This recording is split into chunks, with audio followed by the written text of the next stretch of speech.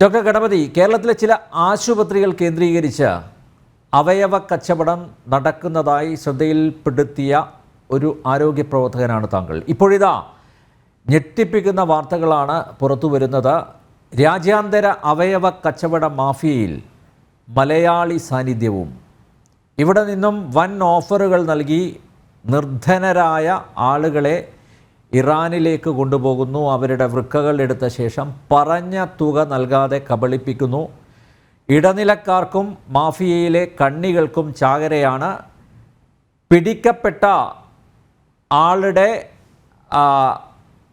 മൊഴി അയാൾ വെറും നെത്തോലി മാത്രമാണെന്നാണ്, താനൊന്നുമല്ല എന്നാണ് പോലീസിനോട് ഇപ്പോൾ വെളിപ്പെടുത്തിയിരിക്കുന്നത്. തിമിംഗലങ്ങളായി 2 മലയാളികൾ കൂടിയുണ്ടത്രേ. ഇറാനിലേക്ക് അവയവ കച്ചവടത്തിനായി ആളുകളെ കൊണ്ടുപോകുന്നതിനെ പറ്റി എന്തെങ്കിലും വിവരം ഡോക്ടർ താങ്കൾക്ക് ലഭിച്ചിരുന്നോ? ഇറാനിലേക്ക് പോകേണ്ട കാര്യം എന്താ? ഒരു 2 വർഷം മുമ്പ് എറണാകുളം സിറ്റി പോലീസ് കമ്മീഷൻ എന്നെ കാണാൻ വന്നിരുന്നു.